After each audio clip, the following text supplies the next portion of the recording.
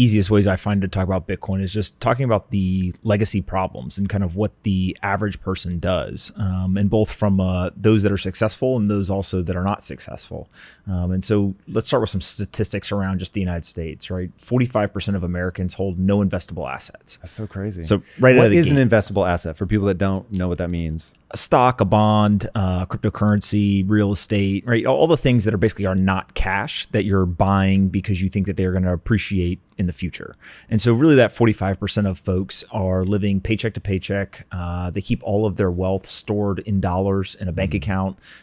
They tend to be, obviously not very well financially off, but also on top of that, they tend to actually not be nearly as educated about how the system works. So there's a wealth inequality gap, but there's also a very large education gap. And so do you think they're one and the same? I think that the education gap actually drives most of the wealth inequality. And really it's because of the debasement of the currency. That's interesting. So we'll get to debasement of currency in a second. I've made a statement that I expected to be more controversial than maybe it's become, which is, so I worked in the inner cities a lot. Yep. So I have seen firsthand up close intelligence be evenly distributed. So they can process raw data very quickly. Like You're hanging out with them. You're like, okay, you're poor. You come from a long line of poverty. And yet you're incredibly bright. Like, I am confused now as to why you haven't, been able to achieve escape velocity and get out of here. And then you realize that their frame of reference, the way that they think about things, is so detrimental because your behaviors ultimately are all that matter, right? You can think that Bitcoin is the greatest thing since sliced bread, but if you don't actually buy any Bitcoin, then you can't take advantage of the growth. And so I began to realize that, or hypothesize, I should say, that generational poverty is a frame of reference problem far more than it's a money problem.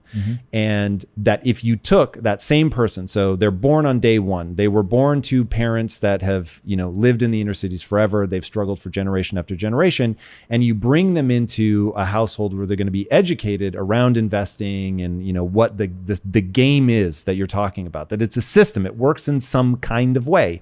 The way is predictable and it will reward some behaviors and it will punish other behaviors and nothing else matters. And if you do that, they will come out just fine. And so I was like, wow, this really is a knowledge gap problem. Yeah. I mean, think about if I told you to go play a game and I said, but I'm not going to tell you the rules, right? Be pretty hard to play the game at first, at least. Maybe you figure it out, maybe you don't, but you're obviously going to be much better equipped to play the game if I explain to you how the game works and what the rules are. And so if you think of money or finances as a game, there's really one key rule that everyone has to understand, which is the dollars will be worth less in purchasing power terms over a long period of time. That's not a negative towards the dollar. That's not a positive towards the dollar. It's just that is a fact. And we call it inflation. Yeah, and the system is built that way. And the economic argument for why it is built that way is because if I know that my dollars are going to lose purchasing power, meaning that today it costs me $2 to buy a loaf of bread, in 5 years it'll cost me $4 to buy a loaf of bread, I'm financially incentivized to either invest the money or to spend the money, but holding it is a losing proposition. Now, that economic theory is predicated on the fact that everyone knows the dollars are going to lose value, because what ends up happening is those 45% of Americans end up not investing the money or really spending the money. They're trying to save the money, but it is losing value. And I always go back, and I think this generational idea is really can be extrapolated even further. It's not just folks on the inner city. If you think back, I'm 33, you're in your 40s. If we go to our parents or our grandparents, for the most part, their financial advice was save, right? Spend less than you make. If you save, then you can make your way to financial security. That was actually true, specifically around our grandparents' generation, a little bit for our parents, and then for us, not so much. And so the advice that was passed down was actually predicated on a situation that no longer exists, because before 1971, there was nowhere near the debasement of the currency that there is today. Because it was tied to gold?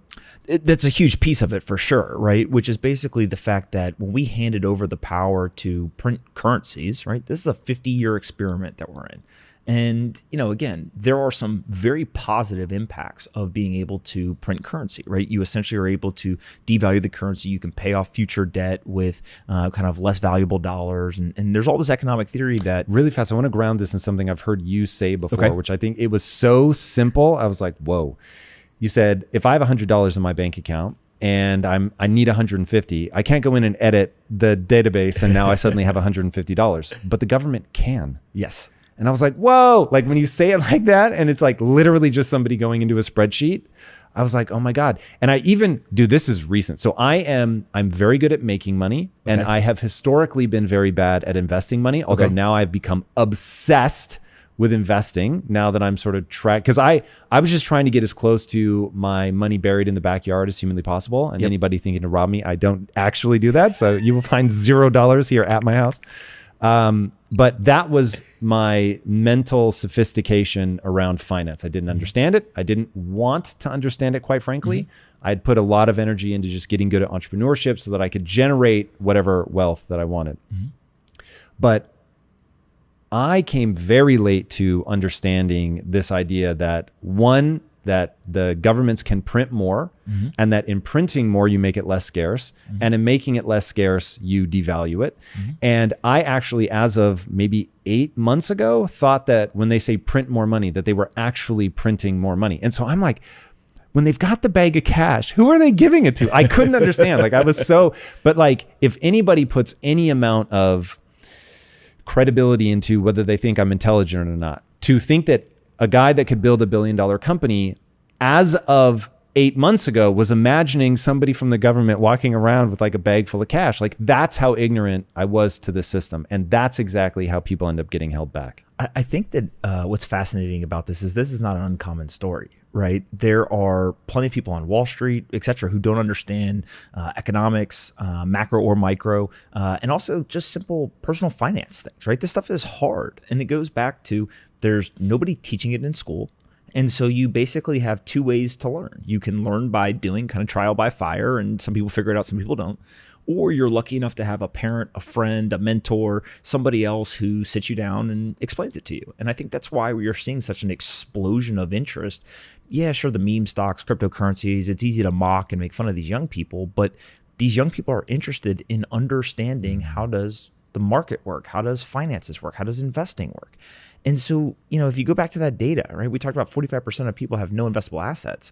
The two stats that just blew me away when I started to look at this was 80% of millionaires in the United States inherited $0. So the narrative is interesting. Everyone inherits wealth and it's just passed down. Well, 80% of Americans inherited nothing. 20% inherited something, 80% nothing. The second one is that 33% of millionaires in America never made more than $100,000 in a single year. So you start to ask yourself, well, how does it that somebody that doesn't make six figures a year become a millionaire? Well, they have to be disciplined and understand personal finance. And so it is possible to do it. It's not everyone. It's hard, right? It's not the easiest thing to do, but it can be done. And so as you start to understand, like, okay, the education is a huge piece of this. You actually see that the people who are wealthy, some of them could explain to you why they're doing things. They have a kind of a deep level and detailed knowledge of the actions they're taking and the reason for it. There's a whole other group of people who are wealthy who couldn't explain any of it to you, and they just know that their parents told them, hey, buy real estate. Real estate always goes up. But they don't understand printing of money. They don't understand quantitative easing, interest rate. None of that stuff matters. They just did the action. And so there's a lot of paths to get to kind of the desired area, if you will.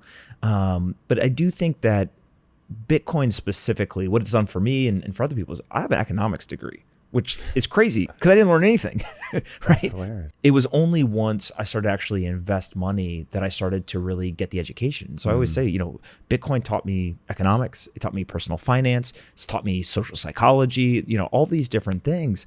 But there's an element of just understanding, hey, invest. Because at this point, given the inflation and the monetary debasement, it is impossible, literally impossible in America to get a financial security position by saving. It's just they're debasing the currency. 38% of all dollars in circulation were printed in the last 18 months. That's insane. That's insane. Like when you think that we're over 200 years old as a country, that's really bananas. 38% in the last 18 months. Whoa. So now as I think about, I'm trying, it's funny, if people go back and watch all my interviews, they see me from the time that this all kicked off with COVID, they see me grasping at straws, trying to help the sort of average person find a way through this, because I really started to, panic isn't the right word, but it's like I was deeply at unease because I knew who was going to get pounded the hardest by what was happening. And it was like, look, I was going to be fine, but a lot of people that I know care about love were not going to make it through this thing. And so I started bringing on, because of the reach of my show, I was getting on like the biggest macro investors in the world. But because I didn't understand finance, I didn't know that that was the wrong person to go and talk to, because they can influence countries and they can help huge hedge funds, but they don't know how to talk to the average everyday investor. And one of my employees kept haranguing me to look at cryptocurrency and Bitcoin. And I was like, David, I just don't have any interest in investing. It's not my thing. Like, I know how to make money. And then NFTs came along and I realized that was going to be the future of my business. So I went all in. And like you started learning all this stuff from investing in crypto, I had to learn about the blockchain to understand NFTs, to create content there that was interesting and compelling. And as I learned about that, I was able to get to first principles, because now I understood how the blockchain worked, which led me to what's different about fiat currency to cryptocurrency. And then all of a sudden you're like, wait a minute, are you fucking kidding? This is what's going on? Like, they can just print money at will. That's insane. That also, when you start thinking about, so one thing that's always enraged me, and this sends me back to my days when I was young and broke, and I would have, let's say, $19 in my bank account, not joking, and they won't let you take it out because there's a minimum that you have to have in your account, or there's like $20 minimum at the ATM. And so I'm like, hold on, I'm not going to be able to go like get a meal right now because of banking rules. So I've developed this just like internal rage over banks acting like my money is their money. And so now, like, seeing how it's hard to get your wallet set up, admittedly, but once you like get on the rails of cryptocurrency, of how easy it is. And so that's really been eye-opening and game-changing.